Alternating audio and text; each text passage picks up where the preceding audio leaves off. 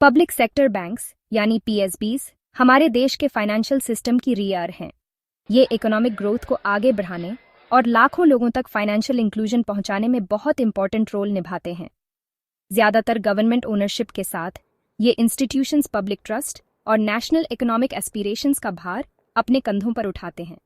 आज हम जानेंगे पीएसबीज का इंडिया के डायनामिक इकोनॉमिक लैंडस्केप में एवोल्यूशन, रोल्स और चैलेंजेस के बारे में।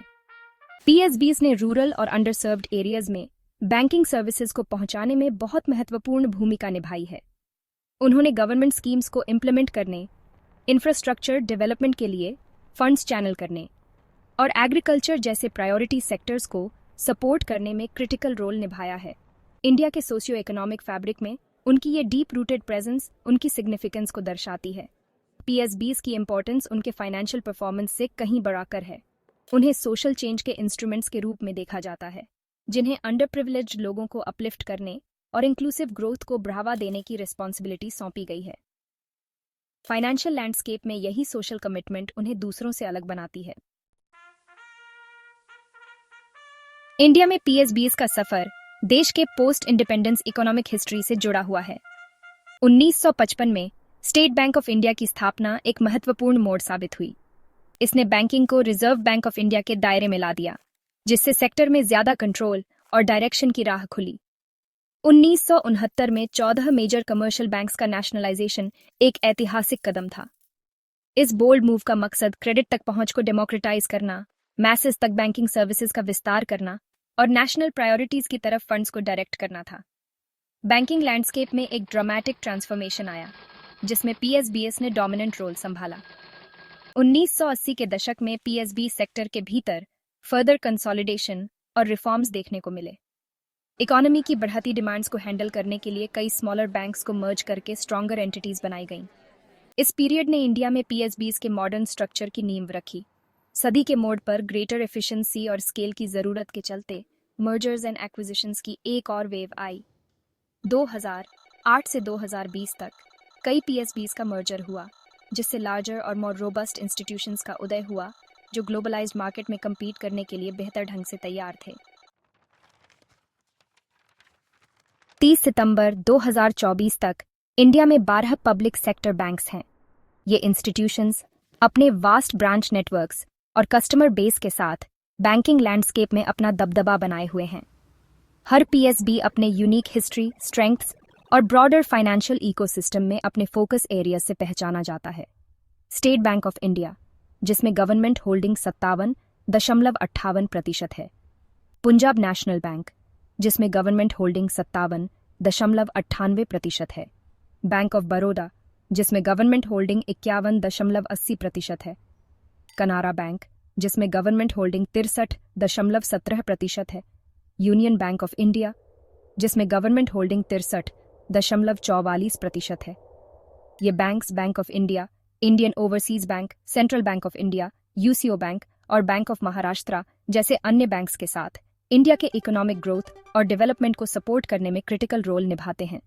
ये पब्लिक ट्रस्ट के कस्टोडियंस हैं, जिन्हें लाखों लोगों की सेविंग्स को सेफगार्ड करने और नेशनल प्रायोरिटीज की तरफ फंड्स चैनल करने का काम सौंपा गया है। Section 4 the mandate of PSBs, inclusivity, growth and policy execution.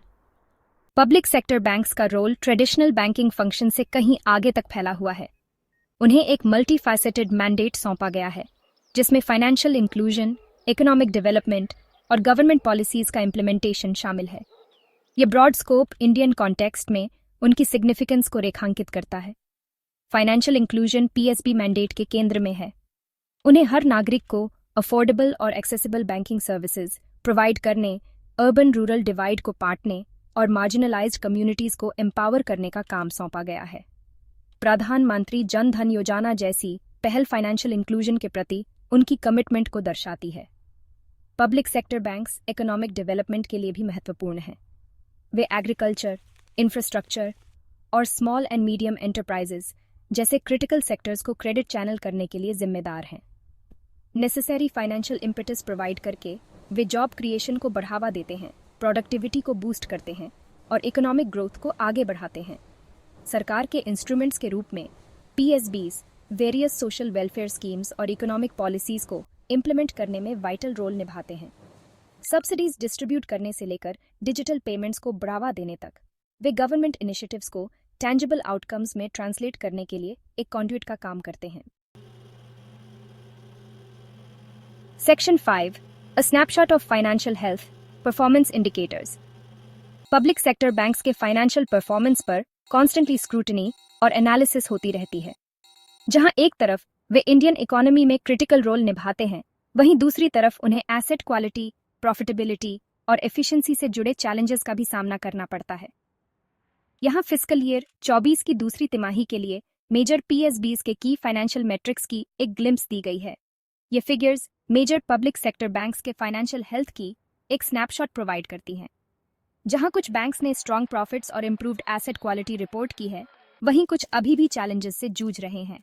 Section 6 navigating challenges, asset quality, consolidation and privatisation. Public sector banks को कई चैलेंजेस का सामना करना पड़ता है। स्ट्रेटेजिक रिफॉर्म्स और प्रोएक्टिव मेजर्स की जरूरत है। नॉन परफॉर्मिंग एसेट्स का इश्यू सबसे बड़ी चिंताओं में से एक है, जिन्हें बैड लोन्स कहा जाता है। एनपीएस का अक्यूमुलेशन पीएसबीज के फाइनेंशियल हेल्थ पर असर डाल रहा है, जिससे प्रॉफिटेबिलिटी और लेंडिंग कैपेसिटी प्रभावित हो रही है। गवर्नमेंट ने कई मेजर्स इंप्लीमेंट किए हैं, जिनमें इंसॉल्वेंसी एंड बैंक्रप्सी कोड और रिकैपिटलाइजेशन प्लान्स शामिल हैं। इन स्टेप्स का मकसद बैड लोन्स को रिजॉल्व करना और बैलेंस शीट्स को स्ट्रेंथन करना है। एक और सिग्निफिकेंट डेवलपमेंट पीएसबी सेक्टर के भीतर कंसोलिडेशन रहा है। मर्जर्स एंड एक्विजिशंस को लार्जर और मोर एफिशिएंट एंटिटीज बनाने के तरीके के रूप में देखा जाता है। पब्लिक सेक्टर बैंक्स के प्राइवेटाइजेशन को लेकर बहस ने गति पकड़ी है। प्रोपोनेंट्स का तर्क है कि प्राइवेटाइजेशन से कैपिटल आ सकता है और एफिशिएंसी इंप्रूव हो सकती है। हालांकि ओपोनेंट्स पोटेंशियल जॉब लॉसेस और फाइनेंशियल इंक्लूजन पर इम्पैक्ट को लेकर कंसर्न जाहिर करते हैं। Section 7 the road ahead, resilience and transformation in the financial landscape.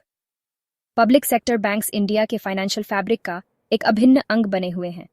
Way public savings के ट्रस्टेड कस्टोडियंस, फाइनेंशियल इंक्लूजन के इंजन्स और नेशनल डेवलपमेंट के इंस्ट्रूमेंट्स हैं। उनका सफर ग्रोथ, रिफॉर्म और एडेप्टेशन के दौर से गुजरा है। जैसे जैसे इंडिया $5 ट्रिलियन इकोनॉमी बनने की आकांक्षा रखता है, पीएसबीज का रोल और भी क्रिटिकल होता जाएगा। डायनामिक मार्केट की इवॉल्विंग नीड्स को पूरा करने के लिए उन्हें डिजिटल ट्रांसफॉर्मेशन को अपनाना होगा, कस्टमर सर्विस को एनहांस करना होगा और इनोवेशन पर फोकस करना होगा। पब्लिक सेक्टर बैंक्स के भीतर कॉर्पोरेट गवर्नेंस को स्ट्रेंथन करने, रिस्क मैनेजमेंट प्रैक्टिसेस को एनहांस करने और ट्रांसपेरेंसी में सुधार करने पर सरकार का लगातार फोकस काबिले तारीफ है। इंडिया की इकोनॉमिक एस्पिरेशंस को सपोर्ट करने में सक्षम एक रोबस्ट और रेजिलिएंट बैंकिंग सिस्टम बनाने के लिए ये मेजर्स बहुत ज़रूरी हैं। पब्लिक सेक्टर बैंक्स के लिए आगे का रास्ता अपॉर्चुनिटीज़ और चैलेंजेस दोनों से भरा है। इनोवेशन को अपनाकर, अपने फाइनेंशियल्स को स्ट्रेंथन करके और अपने सोशल कमिटमेंट के प्रति ट्रू रहकर वे इंडिया की इकोनॉमिक डेस्टिनी को आकार देने में महत्वपूर्ण भूमिका निभाना जारी रख सकते हैं।